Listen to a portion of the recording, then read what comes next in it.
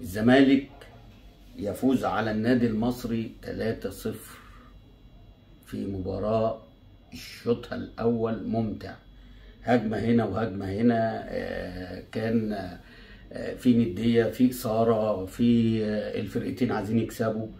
وده الفارق بين فريق كبير لما بيلاعب فريق كبير، ده الفرق بيبقى واضح قوي ان في فرقه عايزه تكسب والفرقه التانيه عايزه تكسب، فبتشوف متعه في الكوره غير لما انت بتلاعب فرقه صغيره انت عمال تهاجم وهي بتدافع بس. فهنا الزمالك كسب النهارده عشان ان المصري عايز يكسب، عشان يقول ان انا الاحق بالصداره، انا اول الدوري، انا اول الجدول، فعشان كده الجيم كان مفتوح. نفس كلام الزمالك عايز يعوض هزيمه وادي دجله، فبيهاجم من البدايه عشان اول هام يصالح جماهيره عشان ماتش دجله، وتاني هام ان هو يكسب النادي المصري اللي ماشي الاول ومتصدر الجدول. عشان كده شفنا الشوط الاولاني انا من وجهه نظري من احسن الاشواط اللي من يوم ما الدوري بدا، في نديه، في اثاره من الفريقين. اول هجمه هنقول عليها ان هي كانت محققه، كانت للنادي المصري، الكره اللي اتعملت من دغنوم رجعها صلاح محسن بدماغه لورا، جاي محمود حماده حطها في السماء. دي فرصه لا تضيع، بجد فرصه لا تضيع، وانا لو من المدرب لازم اعنف عليها محمود حماده. انت جاي وشك للجون وجاي معكش حد والكره جايه بالطب، يا دوبك اطلع وحط بطن رجلي كده في اي زاويه جول، مش عايزه القوه دي ولا عايزه الغشم ده بصراحه يعني، لان هو اتغاشم فيها قوي يعني، عشان كده ضاعت. تاني هجمه نقول عليها من خلال الشوط الاولاني مؤكده لنادي الزمالك، الاسيست اللي اتعمل عدي راح وحطها، الجون خرج بصراحه قافل له المرمى، لا هيعرف يحطها على الارض ولا هيعرف يعملها من فوق الحارس. فعشان كده توقيت الحارس في خروجه وتضييق الزاويه سواء على المهاجم عدي ان هو يعملها له من فوق او يحطها له من تحت رجليه، الموضوع كان صعب، عشان كده ضاعت. دولت الفرصتين اللي هم محققين اللي هم ضاعوا الشوط الاولاني من الفريق. طبعا في مناوشات بقى، محمد صبحي في الحارس من مرمى النادي المصري، بس كلها مش مؤثره زي الفرصتين دول. انتهى الشوط الاولاني بهدف عدي الدبار. انا عايز بس اقول على الهدف، اتعمل من كام تمريره. ادم كايد ده انا شايف ان هو لعيب شيك قوي، لعيب مهارته عاليه، ومفروض ما يلعبش ناحيه الليفت، المفروض يلعب تحت الفيرود، المفروض يلعب 10. هتقول لي وناصر ماهر يلعب تحتيه هو ودونجا، ومعلش نريح عبد الله شويه. انما انا شايف ان ادم ده لو لعب بمهاراته والكنترول اللي عنده ده، لان عنده الملكه. بص الاسيست اللي هو اتعمل لناصر ماهر اللي هو عمل بيه الجون الاولاني، وانا برضه هنا مش عارف هم مش عايزين يحسبوه ليه لعدي، يعني انا مش عارف، بيكتبوا على كل المواقع ان المدافع المصري هو اللي جابها في نفسه. ده الكوره ماشيه على الخط، لو ما كانش عدي حطها انا بقول لك ما كانتش هتحصل. فنرجع تاني لادم كايد ومهاراته وكنتروله والاسيستات بتاعته اللي هي الحاجات الصغيره، حتى عمل واحده الشوط الثاني لازم ناصر يعملها له، اللي هي برضه في وسط الزحمه زي الجون الاولاني بتاع ناصر اللي هو كان في سيراميكا لما لف بيها وشطها ودخل الجون. هو لو حطها تاني لادم كان هيجيب جون، بس ناصر ما عرفش عايز يعمل فيها ايه. فانا شايف ان ادم ده شكله والستايل بتاعه ومهاراته يلعب 10، دي رقم 1. رقم 2 نيجي للبلوه المسيحه، قنبله الجيل، قنبله الموسم. انا ما اعرفش الراجل ده جه الدوري المصري ازاي. احنا يا جون كلاعبي الكوره في قدام بنقول لك انت عينك رهيبه، عينك جميله جدا لما تجيب لنا لعيب زي اخوان بزيرة ده. اقسم بالله ده يلعب دوري اوروبي، والله مش بجامل. بص كده على اللعيبه في الدوريات الاوروبيه وبص عليه، اقسم بالله بيرقص اي حد وبيوقع اي حد. والمشكله هنا بقى ان هو عامل ضغط على ناس تانية، عامل ضغط على ناس تانية. النهارده بيمسك الكوره الشوط الاولاني دي برضو من الفرص اللي هي في الشوط الاولاني، بس هو طبعا كانت الزاويه ضيقه عليه اللي هو حطها، اللي هو رقص وعدى وحطها في الضيقه، جت في ايد الحارس وطلعت كورنر. شوف هو وقف على الكوره ازاي، وشوف رقص ازاي، وشوف عدى ازاي، وشوف بيحطها في الضيقه ازاي. واحد يقول لي كان يعملها بالعرض، يعمل بالعرض ازاي وهو المدافع جاي وفي مدافع وفي حارس مرمى؟ هو حطها وبختك يا ابو بخيت، واخد بالك؟ شوفوا بقى الكنترول بتاعه وهو بيمسك الكوره وبيروح للراجل، مع ان اللي بيلعب عليه النهارده لعيب كوره محترم، ولكن اي حد هيلعب عليه الفتره اللي جايه يا سواد السواد. الراجل ما بيخافش، الراجل بيمسك الكوره هو اللي بيروح لك عشان يرقصك.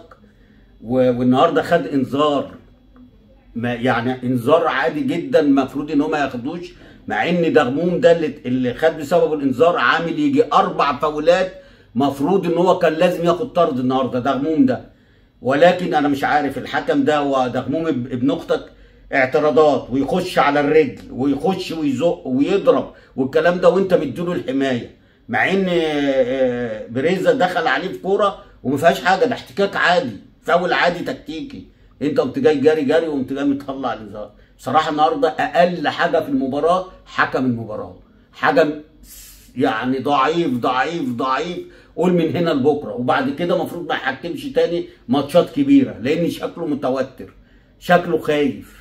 لما انت هتخاف في مباراه زي دي، امال هتبقى كويس في امتى؟ يعني في مباراه اصلا كلها، ده انت النهارده تتصيد في المباراه دي، فاولات مش فاولات، انذارات مش انذارات، وبعدين حاسس كده ان انت تايه مش مركز. ده بالنسبه للحكم.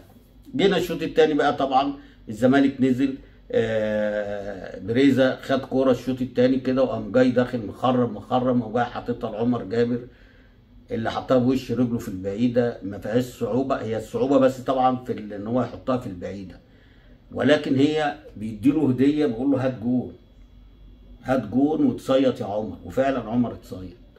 وبعد كده الهدف الثالث اللي هو ضربه جزاء اتحسبت. الشوط الثاني في مجمله يعني كان اقل بالنسبه للحماس، بالنسبه للكوره، مش زي الشوط الثاني، تحس كده ان فرقه المصري رمت الفوطه، لان مفيش هجمه الشوط الثاني.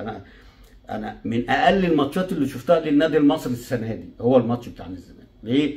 لان الماتشات اللي قبل كده حتى لو هو مش فايق بس بيروح وبيضيع اكتر من كوره، بيروح على المرمى اكتر من مره. النهارده هي الكوره اللي انا قلت لكم عليها دي اللي هي بتاعت صلاح محسن، وانا برضو احقاقا للحق كابتن حسام حسن هقول لك ملحوظتين، خدها بقى بصدر رحب، خدها من واحد بيحبك، خدها من واحد بيحقد عليك، بس انا بقول لك بمنتهى الامانه عشان اختياراتك ما كانتش موفقه المعسكر اللي فات.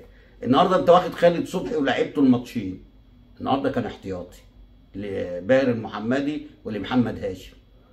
خدت احمد عيد ولعبته الماتش اللي فات، والنهارده ما شمهاش ولا ما اعرفش اذا كان احتياطي ولا مش احتياطي. يبقى ده اللي يدل على ان اختياراتك مش موفقه بالمره، وبتحب وتكره فيها. تاني حاجه صلاح محسن ده، بس المره دي بقى ليك انت وكابتن حلمي. صلاح محسن ده فرود، ازاي ما يبقاش معاك ولا في منتخب المحليين؟ بما يرضي ربنا، بما يرضي فرود. كفايه بس ان هو السنه اللي فاتت والسنه دي هو اللي مخلي المصري في الصداره او في المنافسه، او ان هو بيناطح مع الاهلي والزمالك، هو صلاح محسن ويليه دغموم. فدي كنت حاجه عايز اقولها بما يرضي ربنا. بص الاختيارات بتاعتك ما بيلعبوش في فرقتهم، يعني مباراه النهارده قويه، نادي الزمالك اللي هو في المركز الثاني وانا في المركز الاول، ولو انت يعني اختياراتك صح كانوا النهارده يلعبوا اساسيين الاثنين احتياطي. خالد صبحي ده لعب في الاخر بعد ما اطرد محمد هاشم، يعني في اخر 3 دقايق ولا دقيقتين. انا مش عايز اقول لفظ ان انت تزعل مني، بس عيد حساباتك في الاختيارات يبقى فيها شويه عشان مصر.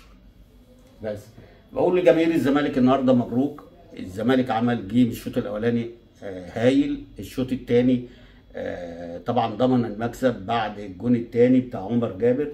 اللعب كان كله يعني يعتبر بقى في نص الملعب خلاص، فرقه المصري رمت الفوطه، فرقه الزمالك اكتفت لغايه ما حصل ضربه الجزاء وحسبها الحكم، وجاي عبد الله السعيد سددها وكان الجون هيصدها، ولكن توفيق ربنا بقى، ربنا اراد ان هو يعني ما يخليش شكله وحش، دخل جت في الجون والحارس ودخل الجون.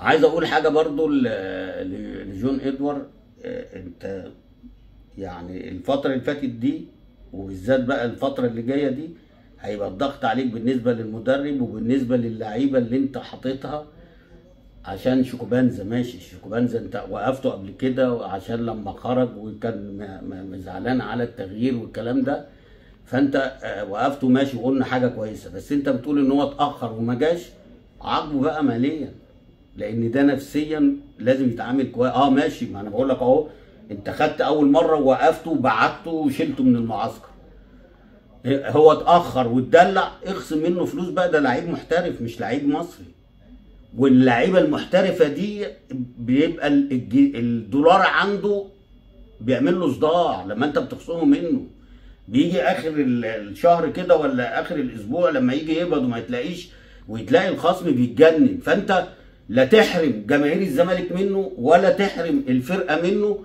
وعاقبه ماديا بقى، عاقبه ماليا. وبعد كده يعني الجزيري يلعب على عمرو ناصر، مع ان انا بحب كرة عمرو ناصر وبحبه جدا لان انا عارف ان هو لعيب كويس، بس لازم تدي للجزيري، فانا عارف ان انت اللي مسيطر في الحته دي، وجايب يانيك فيريرا دوت عشان ان انت تتحكم فيه، ده يلعب وده ما يلعبش، ده يخرج وده ما يخرجش، خليك في الحته بس ان انت تجيب لعيبه زي فيزيرا ده وزي عدي وزي ادم كايد وزي الرجاله اللي هي المحترمه دي واخد بالك، الرجاله اللي هي دلوقتي جماهير الزمالك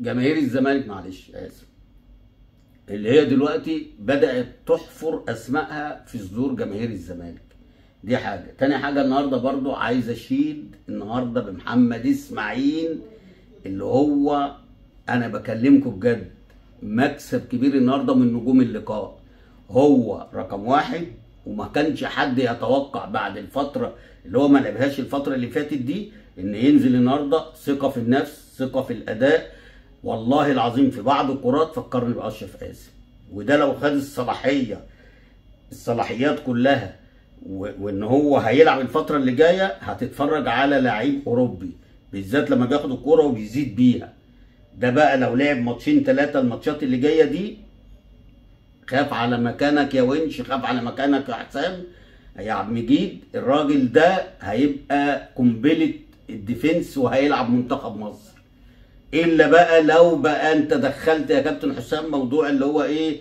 اهلي وزمالك، ده يلعب منتخب مصر على الشويه اللي لعبهم النهارده، بيلعب المصري الفريق اللي هو المتصدر، الفريق اللي هو كان اول، وبيلعب بالشكل ده بالسلاسه دي بالثقه دي بالامكانيات دي، اعتقد ان ده مكسب كبير للكره المصريه. وسيبك بقى من الرجاله اللي انت بتاخدهم، خالد صبحي مع كل الاحترام هو لعيب كويس واخد بالك، بس ان هو ما يلعبش في فرقته وانت تاخده وده يلعب في فرقته زي حسام عبد المجيد يكسر الدنيا سيبك يلعب ولا ما يلعبش، بس انا دي وجهه نظر، بس لما تيجي لاعب الناس اللي رجلها في الملعب، الناس اذا انت لعبت مروان عطيه وبقاله 3 شهور ما بيلعبش، حسام عبد المجيد قبل اخر ماتش لعبه اللي هو وادي دجله 90 دقيقه واخد بالك، خالد صبحي ما بيلعبش اهو، ولا احمد عيد ما بيلعبش وبتلعبهم، مروان محسن بقاله مروان قصدي عطيه بقاله 3 شهور ما بيلعبش ولعبته، لا يبقى في شويه بقى عشان ده منتخب مصر،